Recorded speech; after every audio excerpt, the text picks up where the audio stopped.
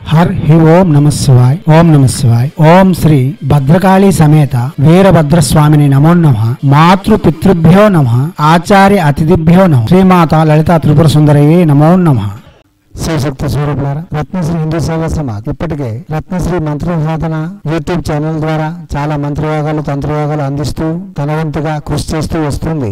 అయితే ఈ మధ్యలో చాలా పనులు ఉండడం వలన పూజాధిపతులు గావించడం వలన తీరిక లేక ప్రసంగములు సమయమునకు అందించలేకపోతుంది. దానికోసమై మంత్రశాస్త్రంలో ఉండే మంత్రములన్నీ దేవతాపరంగా అనగా ఒక దేవత యొక్క మంత్రములన్నీ ఒకే ప్రసంగంలో చెప్పేందుకు మీ ముందుకు వచ్చింది. మీరు ప్రసంగములన్నీ వినండి, అవగాహన పెంచుకోండి. ఒక తెల్లని కాగితం లేక తెల్లని కాగితంలో పుస్తకం తీసుకొని పెన్ను తీసుకొని ఒక పిల్లవాడు స్కూల్ కి వెళ్ళి వచ్చి ట్యూషన్ కి వెళ్ళి వచ్చి హోంవర్క్ ఎలా చేస్తాడో బాధ్యతగా అలాగే సాధన క్రమమును ఒక పట్టికలా అమర్చుకొని ముందు రఫ్ లో రాసుకొని తర్వాత ముఖ్యమైన పుస్తకంలో రాసుకొని విధిపూర్వకంగా అమర్చుకున్న తర్వాత విధులు గావించడకు అతి క్షేమదాయకము మరియు సునాయాసముగా ఉంటుంది కూడా. కాబట్టి మీరు ఏదో యూట్యూబ్ లో విన్నాము, కాలు మడతేసి కూర్చున్నాము, గబగబా ధ్యానం చేసేసాం, జపం చేసేసాం, ఆ దేవత ఎందుకు రాలేదు అనేది అవివేకుల యొక్క ప్రశ్న. ఎందుకంటే మనం మంత్రం వల్లివేయడం కాదు, ఇది మంత్ర సాధన. సాధన అంటే అర్థం ఏమిటి? సాధించుకోవలసిన దానిని దక్కించుకోవడం లేక సిద్ధింపజేసుకోవడం, సాధింపచేసుకోవడమే సాధన. దీనికి కొంతమంది ఋషులు, కొంతమంది గురువులు సమయము మరియు గణనము అనగా ఇన్ని వేలు చేయండి, ఇన్ని లక్షలు చేయండి అని చెబుతూనే ఉంటారు. ఏదో లెక్క పూర్తి చేసి చేతులు దులుపుకోవడం అనేది సాధన కాదు. మీరు ఏ పని కోసమైతే సాధన చేస్తున్నారో అది మీకు సంప్రాప్తించినప్పుడే మీరు సాధకులుగా రూపొందుతారు. కాగా ఏ సాధనలోనైనా సరే మీరు ప్రాక్టికల్ థియరీని విడిచిపెట్టి ప్రాక్టికల్ ని ఎక్కువగా చేయడానికి ప్రయత్నం చేయాలి. గురువు వద్దకు వెళ్ళాలి, థియరీ ప్రాక్టికల్ నేర్చుకోవాలి, తర్వాత మీరు ప్రాక్టికల్ కి ప్రాధాన్యత ఇస్తూ ఉండాలి. ఏదైనా ఒక సాధన లేక ఔషధం అనగా ఆయుర్వేద ఔషధ యోగంలో కూడా నేర్చుకున్నది ఎంత, తెలిసింది ఎంత, లేక ఔషధాలు సంపాదించింది ఎంత అనేది లెక్కకు రాదు. మీరు ఇచ్చే ఔషధం ఎవరికైనా పని చేస్తే దానిని మరలా ఇస్తూ దానిలో ప్రావీణ్యత పొందాలి. అంటే సక్సెస్ రేట్ ని పెంచుకోవాలి. జప ధ్యానాదుల యందు కూడా తంత్ర యోగముల యందు కూడా పద్ధతి అలానే ఉంటుంది. ఎందుకంటే మీరు ప్రాక్టికల్ గా ఏ విషయంలోనైతే సక్సెస్ అవుతున్నారో అదే మీకు అచ్చి వచ్చింది అనగా మీకు కలిసి వచ్చింది అని అర్థం. ఆ విద్య చేయడం వలన మీకు అతి వేగంగా పనులు నిర్విఘ్నంగా సాగుతాయి. దానిలో మీరు ప్రావీణ్యత కూడా సాధించగలరు. విద్యలన్నిటిలోనూ శ్రీ విద్య అతి గొప్పదైనది, శిఖరమైన విద్య. శ్రీ విద్యకు మూల దేవత, శ్రీ విద్య యొక్క మూల మంత్రము, శ్రీ విద్యకు అధిష్టాత్రి దేవత కూడా బాలా త్రిపుర సుందరి. శ్రీ విద్య యొక్క మంత్రము కూడా బాలా త్రిపుర సుందరి యొక్క మంత్రమే. కాబట్టి ఇప్పుడు బాలా త్రిపుర సుందరి యొక్క 7 మంత్రములు ఒకే ప్రసంగంలో చెబుతున్నాను. మీ ఆవశ్యకతను అనుసరించి మంత్రములను జపం చేసుకోగలరు. మనం ఇంతకు ముందు బాలా త్రిపుర సుందరి యొక్క విధానాలు ముందు ప్రసంగంలో చెప్పి ఉన్నాం, అవి వినండి. ఎందుకంటే ఇప్పటికే ఈ ప్రసంగం చాలా పెద్దది అయిపోతుంది కాబట్టి మీకు కేవలం మంత్రములు విధులు మాత్రమే అందిస్తున్నాను. అవగాహన పెంచుకొని చేయవలసి ఉంటుంది. దివాత్మ స్వరూపులారా, బాలా త్రిపుర సుందరి అంటేనే నవగ్రహములలో బుద్ధ గ్రహం యొక్క అధిష్టాత్రి దేవత. బుద్ధ గ్రహం యొక్క గుణగణములు ఇప్పటికే మనం చెప్పి ఉన్నాము. బుద్ధ గ్రహం యొక్క అనుకూలత ఉంటే లౌక్యం పెరుగుతుంది. కాగా 10 మంది ముందు మనల్ని పొందగలరు. అదే వికటిస్తే వీరు కన్నింగ్ మైండ్ తో ఉంటారు. అనగా నొప్పింపగా తానవ్వక తప్పించుకు తిరుగువాడు నేర్పరి సుమతి అనేలా వీరి యొక్క వ్యవహారం ఉంటుంది. ఎక్కడా దొరకని దొంగల్లా ప్రవర్తిస్తూ ఉంటారు. గాని వీరి యొక్క బుద్ధి కుశలత చాలా చురుగ్గానే ఉంటుంది. వాక్చాతుర్యం కలిగి ఉంటారు. వృద్ధాప్యంలో కూడా యవనంలా కనిపిస్తూ ఉంటారు. రచయితలుగాను కళాకారులుగాను రాణిస్తారు. వీరికి కళల యందు మరియు సంగీతం యందు ఇతర ఎంటర్టైన్మెంట్ లందు బుద్ధి చాలా కుశలతగా ఉంటుంది. దివ్యాత్మ స్వరూపులారా, వీరు బుద్ధుని యొక్క గ్రహము ప్రతికూలించినప్పుడు తలనొప్పి, అల్సర్ వ్యాధులు, నరాల బలహీనత మరియు నీలి చిత్రాలు చూడడం, చర్మ సమస్యలు. అయితే నీలి చిత్రాలు చూడడం అనేది ఒక సరదాగా చేసే పని కదా, మరి దానికి బుద్ధుడు ఏం సంబంధం అంటారా? గ్రహ దోషం ఉంటేనే అవి జరుగుతూ ఉంటాయి. బుద్ధ గ్రహ శాంతికి ధరించవలసిన రత్నము పచ్చ.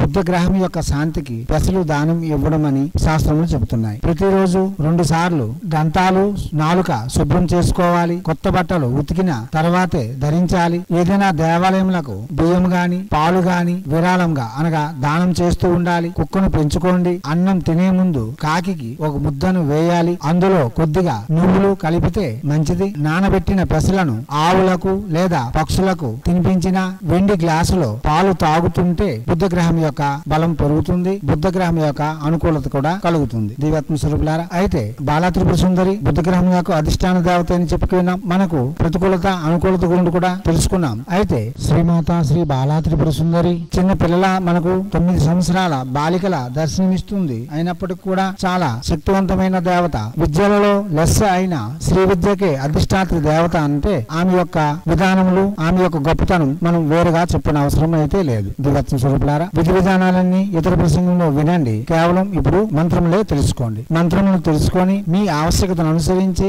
ఏ మంత్రము ఎలా చేయాలన్నది చేస్తే చాలా మంచిది. ఇంకా విస్తృతంగా తెలుసుకోవాలనుకునే వాళ్ళు మాకు ప్రత్యక్షంగానే సంప్రదించండి. ఇటువంటి విషయములకు ఫోన్ ద్వారా, వాట్సాప్ ద్వారా తెలుసుకోవడానికి అయితే ప్రయత్నం చేయవద్దు. ఎందుకనగా అంత తీరిక ఇప్పుడు మాకు ఉండడం లేదు. సరైన సమాధానములు మేము ఇవ్వలేకపోతే మీరు చేసే సాధన మలుపు తిరిగి వేరే దారికి వెళ్లే అవకాశాలు ఎక్కువగా ఉన్నాయి. ఏదైనా విద్య నేర్చుకునేది జన్మ జన్మలకు ముడిపడి ఉంటుంది. అటువంటి విద్యలు నేర్చుకునేటప్పుడు ఓపికతో, ధైర్యంతో కాగా సహనంతో నేర్చుకోవలసి ఉంటుంది. ముందు బస్సుకు వచ్చి వెనక బస్సుకు వెళ్ళిపోతాననే వాళ్ళు, పరిగెట్టెళ్లి 2 మాటలు అడిగేసి వచ్చేస్తాననుకున్న వాళ్ళు శ్రీ విద్య వరకు వెళ్ళవద్దు. దశమహా విద్యలు ఊసే పట్టవద్దు. ఓపిక ఉన్న వాళ్ళే వీటికి ఉపక్రమించండి. దివ్యాత్మ స్వరూపులారా, ఒక్కో మంత్రమును తెలుసుకుందాం. శ్రీమాత శ్రీ విద్యాదాత్రి శ్రీ లలిత త్రిభువ భట్టారికి యొక్క శ్రీ విద్యకు మూలదేవత అయిన బాలా త్రిపుర సుందరి యొక్క మంత్రము చెప్పుకునే ముందు శ్రీమాతను ధ్యానిద్దాం. ధ్యానము. పాశాంకుశౌ పుస్తకాక్ష సూత్రే చదాతీకరహి రక్తత్రయాక్ష చంద్ర బాలాధ్యేయావాళసురార్చిత.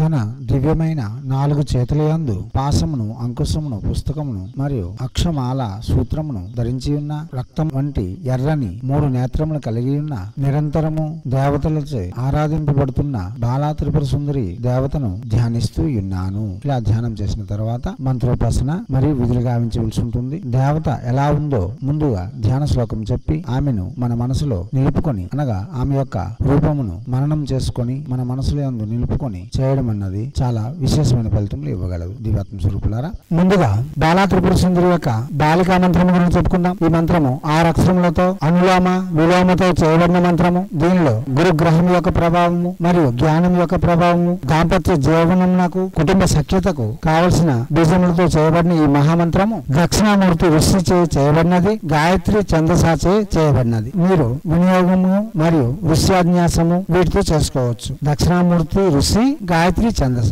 మంత్రము ఐం క్లీం సౌ సౌ క్లీం ఐం. మంత్రం మరోసారి ఐం క్లీం సౌ సౌ క్లీం ఐం. మంత్రం మరోసారి ఐం క్లీం సౌ సౌ క్లీం ఐం. అదే విధంగా సకల సౌఖ్యములను పొందేందుకు, సకల విధములైన గృహస్థ ధర్మమునకు అనుసరించి సకల భోగములను అనుభవించేందుకు సునాయాస మంత్రము, దశాక్షరి మహామంత్రము. మంత్రము ఐం క్లీం సౌం బాలా త్రిపురే స్వాహ. మంత్రం మరోసారి ఐం క్లీం సౌం బాలా త్రిపురే స్వాహ. మంత్రం మరోసారి ఐం క్లీం సౌం బాలా త్రిపురే స్వాహ. మంత్రం మరోసారి ఐం క్లీం సౌం బాలా త్రిపురే స్వాహ. ఇక 3వ మంత్రము సకల సిద్ధులను ప్రాప్తింపజేస్తుంది. ప్రత్యక్షంగానే దేవత మనకు ప్రసాదిస్తుంది. అటువంటి జ్ఞానయుక్తమైన, శక్తివంతమైన మరియు దాంపత్య జీవన సుఖములను పెంపొందించే మహామంత్రము. ఈ మంత్రము జపం చేసి మన గృహస్థ ధర్మంలో సకల భోగములతో పాటు శక్తి మరియు జ్ఞానము, సిద్ధులను పొందగలం. ఈ మంత్రము ద్వారా దేవత ప్రత్యక్షంగానే మనకు సంప్రాప్తింపజేయగలదు. మంత్రము క్రీం హ్రీం ఐం బాలే త్రిపురే సిద్ధిం దేహి నమః. మంత్రం మరోసారి క్రీం హ్రీం ఐం బాలే త్రిపురే సిద్ధిం దేహి నమః. మంత్రం మరోసారి క్రీం హ్రీం ఐం బాలే త్రిపురే సిద్ధిం దేహి నమః. ఇప్పుడు చెప్పబోయే మంత్రము మనలో కవిత్వమును పెంపొందించేందుకు, జ్ఞానమును ప్రసాదించేందుకు కాగా ఎటువంటి సమస్యలనైనా వాక్చాతుర్యముతో పరిష్కారం చేసే విధముగా మిమ్మల్ని సిద్ధం చేసే మహా ప్రభావశాలి అయిన మంత్రము. ఈ మంత్రము చేయడం వలన మనకు అఖండ జ్ఞానం ప్రాప్తించి కవిత్వములు మరియు సకల విధములైన శాస్త్రములను అవగాహన చేసుకునే శక్తి లభిస్తుంది. ఇక్కడ బాలా త్రిపుర సుందరి మనకు సరస్వతి రూపంలో ప్రకటితమై మనకు విద్యలన్నీ ప్రసాదిస్తుంది. అటువంటి శక్తివంతమైన మహామంత్రము. ఈ మంత్రము జపించడం వలన శక్తి, ఐశ్వర్యము మరియు సంసారబద్ధమైన సుఖములు లభించడంతో పాటు జ్ఞానము, కవిత్వము మరియు సర్వ విద్యలందు అవగాహన పెంపొందుతుంది. దివ్యాత్మ స్వరూపులారా, మంత్రము హ్రీం శ్రీం క్లీం త్రిపుర భారతి కవిత్వం దేహి స్వాహ. మంత్రం మరోసారి. హ్రీం శ్రీం క్లీం త్రిపుర భారతి కవిత్వం దేహి స్వాహ. మంత్రం మరోసారి.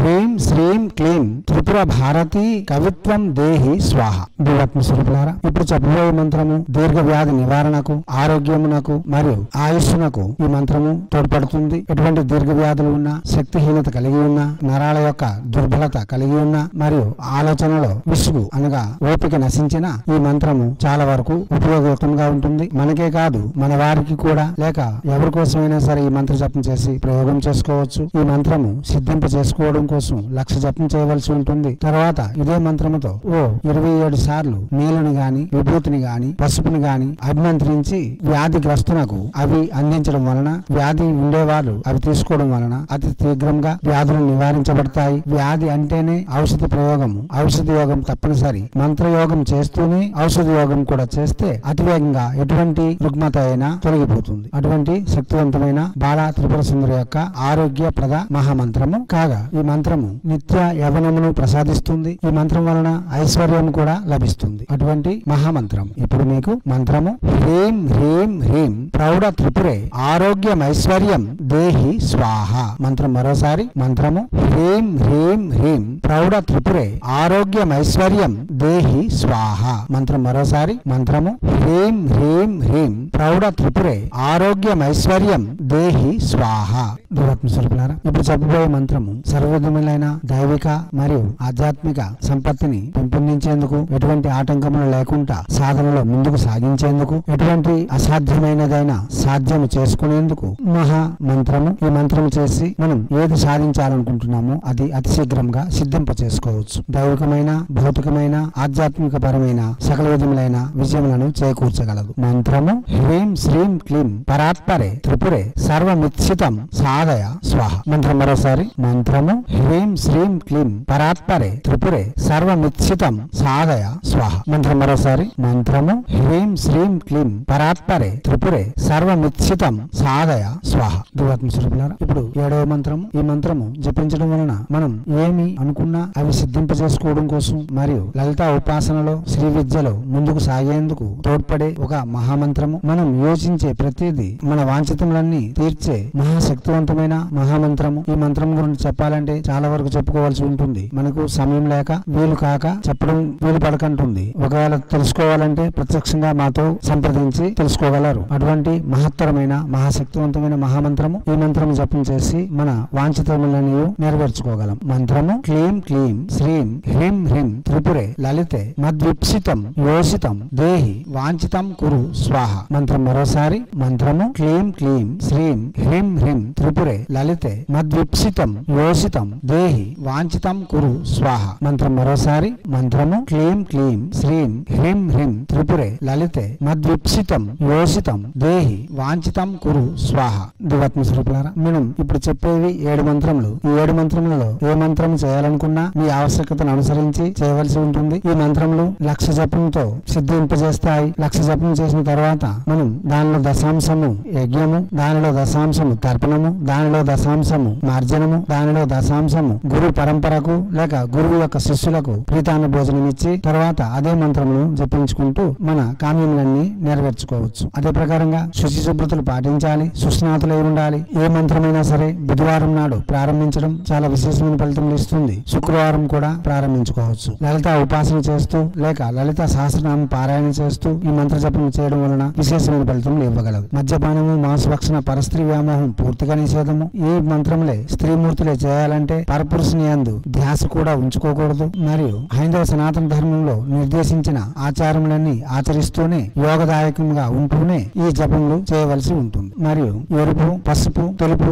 వస్త్రములు శ్రేయోదాయకము. గులాబీ రంగు వస్త్రములతో చేయట చాలా విశేషమైన ఫలితములు ఇవ్వగలదు. దివ్యాత్మ స్వరూపులారా, ఈశాన్యము లేక తూర్పు, ఉత్తర దిశ ముఖం పెట్టుకుని జపములు చేయట విశేషమైన ఫలితములు ఇవ్వగలదు. దివ్యాత్మ స్వరూపులారా, అవగాహన పెంచుకోండి, ప్రసంగములను వినండి, తర్వాతనే సాధనలకు ఉపక్రమించండి. హైందవ సనాతన ధర్మ ఋషులు మనకు అందించిన విద్యలు వినియోగించుకోవడంలోను, భారతీయ సంస్కృతి సాంప్రదాయాలు కాపాడడంలోను మనకంటూ ఒక గుర్తింపు తెచ్చుకుంటారని ఆశిస్తూ ఎప్పుడూ మీ సేవలో రత్నశ్రీ హిందూ సేవ సమాజ్ ఆచార్య భీమసింగ్ రవికుమార్ నిఖిలానంద సాగర్ మహారాజ్.